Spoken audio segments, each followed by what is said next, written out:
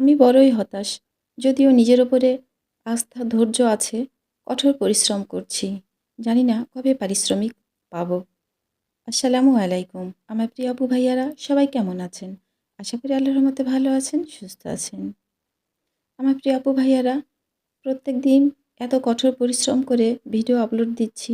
আর video upload দেওয়ার আগে কত যে পরিশ্রম করতে হয় সেটা আমরা যারা ভিডিও আপলোড দেই, যারা এই রিলেটেড কাজ করি তারা সবাই জানি। প্লিজ আমার প্রিয় আপু ভাইয়ারা আমাকে একটু সহযোগিতা করুন।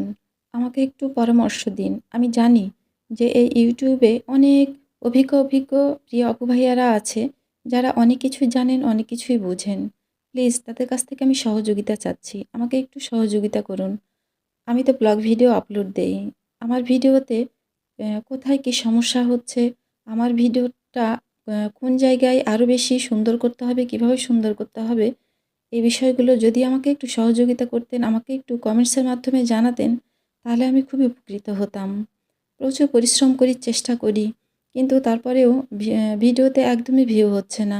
আমি একেবারেই হতাশ হয়ে গেছি।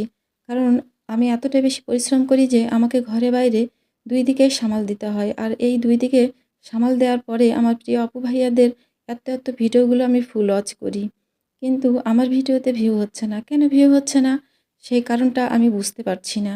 যদি আপনারা কেউ জেনে থাকেন, কিছু হলেও বুঝে থাকেন, তাহলে আমাকে অবশ্যই সহযোগিতা করবেন। আমি কি রিলেটেড ভিডিও দিলে বা আরও আ মানে কি শেয়ার করলে আমার ভিডিওটা অনেকটাই ভালো হবে বা কোয়ালিটি সম্পন্ন হবে, এই বিষয়ে আমাকে অবশ্যই দয়া করে আপনারা জানাবেন। তো যাই হোক, ঘরে ইলিশ নেই। কিন্তু সরষে ইলিশ খাবো না তাই কি হয়? তাই তো আজকে ইলিশ ছাড়াই সরষে ইলিশ খাবো। তো আমার ঘরে ছিল পাঙ্গাস, সেই পাঙ্গাস মাছ দিয়ে আজকে আমি সরষে পাঙ্গাস রান্না করব। যেটা আছে সেটা দিয়েই করব। ইলিশ নাই তো কি হয়েছে? তাই তো পাঙ্গাসের মাছগুলো সুন্দর করে কিন্তু আমি হলুদ, লবণ, মরিচ, আ ধনিয়া আর সরিষার তেল দিয়ে মাখিয়ে নিয়েছিলাম। নিয়ে তারপরে কিন্তু ভেজে নিলাম। আর ও হ্যাঁ, বলতে তো ভুলেই গেছি। আমার ছাদ বাগান থেকে কিন্তু আমি ২ টা লেবু এনেছি। আমার এই পাঙ্গাস মাছগুলোকে কিন্তু লেবুর রস দিয়ে আর লবণ দিয়ে কিছুক্ষণ ভিজিয়ে রেখেছিলাম। লবণ আর লেবু দিয়ে পরিষ্কার করলে পাঙ্গাস মাছ ওপরের কালো দাগটাও চলে যায়।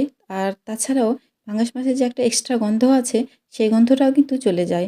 আসলে পাঙ্গাস মাছ না, যেকোনো মাছেই যদি এভাবে লেবু লবণ দিয়ে যদি ভিজিয়ে রাখা যায় কিছুক্ষণ, তারপরে ভালো করে পরিষ্কার করে ধুয়ে নিলে কিন্তু গন্ধগুলো চলে যায়। আর এটা আমি আমার জন্যই করছি, কারণ আমি পাঙ্গাস মাছ খেতে পারি। তবে সবগুলো পাঙ্গাসে গন্ধ লাগে না। যেগুলো পাঙ্গাসে গন্ধ লাগে সেগুলো কিন্তু আমি খেতে পারি না।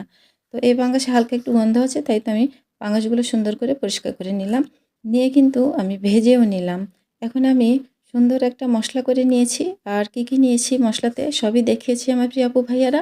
সেগুলো কিন্তু আমি ব্লেন্ড করে নিয়েছি। নিয়ে এই তো একেবারেই মানে সরষে পাঙ্গাস রান্না শুরু করে দিয়েছি। প্রত্যেকদিন একঘেয়েমি আর ভালো লাগছে না। আর কেন জানি কয়েকদিন থেকে আবার সেই আগের মতো সমস্যা হচ্ছে। আমি খেতে পারছি না। শুধু আমি না, এবারে সমস্যা হয়েছে আমাদের মা-ছেলে দুজনারই। আমরা মা-ছেলে দুজনই খেতে পারছি না। প্রত্যেকদিন খাবার আগে একটা ভয় ঢুকে যাচ্ছে ভেতরে। যতই ভালো খাবার হোক না কেন, মনে হচ্ছে যে আজকেও খেতে পারবো না। ঠিক খেতে বসে সেটাই হচ্ছে। এটা আমাদের আমার তো বিশেষ করে প্রায়ই হয়। কিন্তু এবার কেন জানি জুবাইরেরও হয়েছে। বুঝতে পারছি না আসলে আমি মানে কি করব? বা এখন আমার কি করা উচিত? তো আমার প্রিয় আপু ভাইয়ারা, মনটা একদমই ভালো নেই। এত কঠোর পরিশ্রম করার পরও যদি ভিডিওর এই অবস্থা হয়, ওয়াচ টাইম যদি না আসে, তাহলে মানে কাজ করতে একদম মনোযোগই আসছে না। এতটাই বেশি মন খারাপ লাগছে। তো আমার প্রিয় আপু ভাইয়ারা প্লিজ লাইক দিয়ে ভিডিওটা দেখবেন আর অবশ্যই ফুল ওয়াচ করবেন। আমাকে ওয়াচ টাইম দেন প্লিজ। এখন আমার এমনই পরিস্থিতি যে আমি আপনাদেরকে আসলে বলে বোঝাতে পারবো না। তো ওই যে একটা কথা আছে না যে যদি কেউ অসুস্থ হয়ে হেঁটে বেড়ায়, দৌড়ে বেড়ায়, তাহলে কিন্তু তার অসুস্থতাটা কারো চোখেই পড়ে না। আর যদি কেউ অসুস্থ হয়ে বিছানায় পড়ে যায় তাহলে কিন্তু তার অসুস্থ সবার চোখে পড়ে এবং তার জন্য আমরা কি করি তখন অনেক খাবার, ফলমূল এটা সেটা নিয়ে সেই অসুস্থ ব্যক্তিকে দেখতে যাই। অথচ সে কিন্তু তখন মোটেও খেতে পারে না। তো সময় থাকতে যদি আমরা কাউকে খেতে না দিই আর অসময়ে যদি খেতে দিই তাহলে কি হবে? তো আমার অবস্থা তাই। আমার এখন খুবই ওয়াচ টাইম জরুরি, ভিউ জরুরি।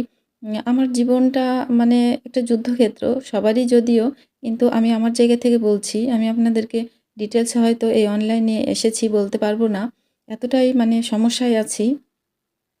আর ধৈর্য, ধৈর্য তো আজ ১ বছর প্লাস হয়ে গেল ধৈর্য ধরে এই লাইনেই আছি। কিন্তু এখন পর্যন্ত ধৈর্য শেষ হচ্ছে না। কি করব আমি নিজেও জানি না।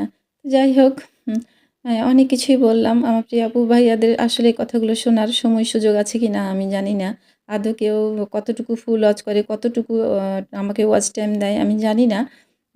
তো এভাবেই অন্ধবিশ্বাস করেই কাজ করে যাব। আল্লাহর উপর বিশ্বাস রেখে। দেখি আল্লাহ কবে কখন আমাকে সহযোগিতা করেন। তো এখানে কিন্তু আমি ওই সর্ষে পাঙ্গাস আমার রান্না করা হয়ে গেছে। এখন আমি কিন্তু একটু অন্যরকম করে আলু রান্না করছি। সর্ষে পাঙ্গাস রান্না করলাম আর তার সাথে যদি এরকম একটা ইউনিক আলু রান্না থাকে তাহলে কিন্তু দুপুরের খাবার বেশ জমে যায়। তো আমি আমার জুবাইরের আব্বুর জন্য সর্ষে পাঙ্গাস রান্না করলাম আর এই যে এই ইউনিক আলুটা রান্না করছি। যেহেতু আমার ঘরে ছোট্ট, ছোট্ট দেশি আলু আছে, সেই ছোট্ট, ছোট্ট দেশি আলুগুলো কিন্তু আমি প্রেসারে দিয়েই সেদ্ধ করে নিয়েছিলাম। নিয়ে সুন্দর করে সব একটা, একটা করে ছিলেও নিয়েছি। নিয়ে এখন আমি তেলে কিন্তু ভেজে নিলাম আলুগুলো। একটা ডিমও ভেজে নিলাম। এখন সুন্দর করে সেই একই মসলাই কিন্তু যে মসলাগুলো আমি দেখিয়েছিলাম, আমার সর্ষে পাঙ্গাসে যে মসলাগুলো দিয়েছি, সেই মসলাগুলো কিন্তু এই আলু ডিমেও দিচ্ছি। তো দিয়ে সব মসলাগুলো সুন্দর করে কষিয়ে নিচ্ছি। কষানো হয়ে গেলে কিন্তু আমি এই আলুগুলো আমি কিছু অল্প একটু একেবারে মসুরের ডাল ভিজিয়ে রেখেছিলাম এই আলুতে দেওয়ার জন্য। তো সেই মশলাতে এখন ডালগুলো দিয়ে নিলাম। নিয়ে এখন ডাল কিছুক্ষণ ফুটিয়ে নিব। যেহেতু ডাল আ এখন ১ম দিচ্ছি আর আলুটা সেদ্ধ করাই আছে। তাই ডালটা একটু সেদ্ধ করে নিলাম। নিয়ে এই তো আলু আর ডিম দিয়ে দিলাম। এখন সব একসঙ্গে কিছুক্ষণ ভালো করে কষিয়ে নিব। কষিয়ে নিয়ে একটু ঝোলের পরিমাণ দেখে শুনে দিলেই কিন্তু আমার রান্নাটা হয়ে যাবে। তো আমার প্রিয় আপু ভাইয়ারা, এভাবে যেকোনো মাছ মাংসের পাশাপাশি যদি এরকম করে ইউনিক করে এভাবে আলু, মসুর ডাল রান্না করা যায়, ডিম একসঙ্গে এভাবে রান্না করা যায় তাহলে কিন্তু বেশ খেতে ভালো লাগবে। একটা তো থাকলোই মাছ অথবা মাংস আর সাথে এক্সট্রা একটা আলুর তরকারি। আর এই আলুর তরকারিটা কিন্তু এভাবে মাখো, মাখো করে রান্না করলে রুটি দিয়েও খেতে বেশ ভালো লাগবে। লুচি এগুলো দিয়েও খেতে ভালো লাগবে। তো আমি আসলে অ্যাম ভাত দিয়ে খাওয়ার জন্যই করছি। আমাদের বাড়িতে রুটিটা খুবই মানে কম হয়, একেবারেই কম। তো সে কারণেই আমি যা করি তা ভাত দিয়ে খাওয়ার জন্যই করি। তো আলুগুলো কিন্তু আমি একটু ভেঙে দিয়েছি। আর ভেঙে দিলে কি হবে ডাল, আলু, ডিম একসঙ্গে একটু মাখো, মাখো হবে। তাহলে একটু বেশি খেতে ভালো লাগবে। তো আলহামদুলিল্লাহ রান্না-বান্না একদমই কমপ্লিট। খেতে কিন্তু দারুণ টেস্টি হয়েছিল ২ টা তরকারি। তো সবাই ভালো থাকবেন, সুস্থ থাকবেন। আল্লাহ হাফেজ।